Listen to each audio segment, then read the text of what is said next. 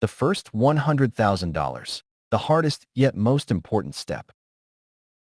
Everyone dreams about becoming a millionaire. People talk endlessly about stocks, real estate, crypto, or startups. But the truth is simple. Until you earn your first $100,000, you're not even in the game. You're just pretending. Why is that first $100,000 so hard? Because you start with nothing, and nothing compounds into nothing. It's like trying to push a heavy boulder from a dead stop, exhausting and slow. Once it starts rolling, momentum helps. But at the beginning, it feels impossible. I know because I lived it. I was born in 1924, right into the Great Depression. My family wasn't poor by choice. The entire country was broke. My grandfather went bankrupt, and my father lost his clients. I grew up watching what financial weakness looks like. It looks like desperation. So I decided early on that I'd rather go through life with money than without it. Building the first $100,000. To reach that first $100,000, you must behave in ways most people won't. You have to save when it feels pointless. You have to invest when the numbers look tiny. You must ignore the urge to copy your neighbor who just bought a shiny new car on credit. When you're young, $1,000 feels like a lot. You save it, and it earns $20 in a year, and you think, this is useless. That's why most people give up. They'd rather buy a toy today than plant a seed for tomorrow. But here's the joke. Those small, consistent efforts become something powerful over time. Once you cross $100,000, compounding finally starts working in your favor. 10% on $100,000 is $10,000. Suddenly, the returns are visible. Suddenly, the effort feels worth it.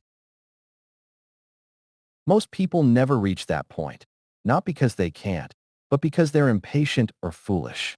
They chase shortcuts, gamble in casinos, speculate in hot stocks, or try to get rich fast. They think wealth comes from brilliance. It doesn't. It comes from surviving long enough for compounding to do the heavy lifting. Making your first $100,000 is like digging through wet cement with a spoon. Miserable, slow, and painful. But after that, it's like slicing through butter with a hot knife. The texture changes. The habits that build wealth. The irony is this. The same habits that get you to $100,000 are the ones that keep you rich. Live below your means. Save like a pessimist. Invest like an optimist. Ignore the idiots. It's not complicated, but it's hard. Nobody can help you if you don't save. If you spend everything you earn, no financial genius, not Buffett, not me, not God, can rescue you. The secret is simple. Be slightly less stupid than average. Don't envy. Don't overspend. Don't borrow too much. Don't chase hot tips. Do that long enough, and your first $100,000 will come. Then the next $100,000 will arrive faster and faster after that. When I was a young lawyer, I didn't make much. But I saved, invested, and lived simply. I didn't buy things to impress people I didn't care about. Over time, the pile grew, and that discipline carried me through my life. The real meaning of $100,000. I'm not saying $100,000 makes you rich. It doesn't. But it proves something more important, that you are capable of discipline. And discipline is the rarest commodity in the world. If you're under 40 and broke, don't despair. But don't kid yourself either. You need to save until it hurts. You need to sacrifice. You need to look your friends in the eye when they laugh at your cheap habits and know that you'll outlast them. Because in the end, the compounding machine doesn't reward the cleverest. It rewards the most stubborn. That's the paradox of wealth. The beginning is unbearable.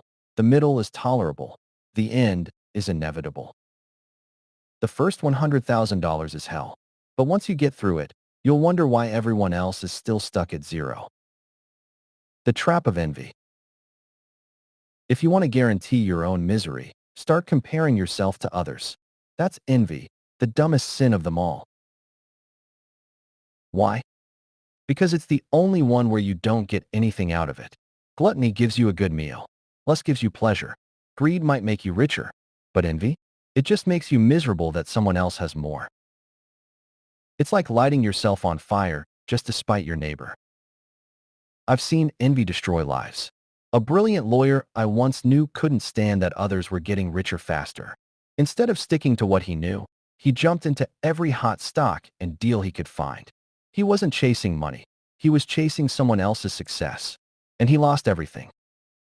Envy blinds you. It makes you chase things you don't want, play games you can't win, and eventually, it makes you broke. Buffett and I never wasted a moment on envy. We admired people. We learned from them. But envy? Never. What's the point? If someone has a bigger yacht, good for them. I don't want a yacht anyway. Focus on your own path. The more you compare, the less you'll save. Envy drives consumption. Your neighbor gets a new car. Suddenly your old car feels inadequate. Your friend goes to Europe. Suddenly you think you deserve one too. And just like that, your savings rate disappears. People ask me all the time how to get rich. I tell them, stop trying to look rich. Stop trying to impress idiots. The world is full of people spending money they don't have to impress people they don't even like. If you want to join them, fine, but don't complain when your net worth is zero. The truth is simple. The person trying to keep up with the Joneses never gets rich. The one quietly saving and investing does. If you save $10,000 a year for 10 years, you'll build a foundation that compounds forever. If you waste $10,000 a year trying to look rich, all you'll have are memories and credit card bills. Which one do you want? Thank you for spending your time with us here at RNC Abundance. Whether you're just starting your financial journey or already on the path to growth, we're honored to be part of your day. Remember, wealth isn't built overnight. It's not about shortcuts or quick wins. It's built with patience, purpose, and persistence. Every small step you take, every smart decision you make, compounds over time into something extraordinary. So stay curious, stay consistent, and most importantly, stay committed to your vision. We'll see you in the next episode. Until then, keep compounding your knowledge, your habits, and your abundance.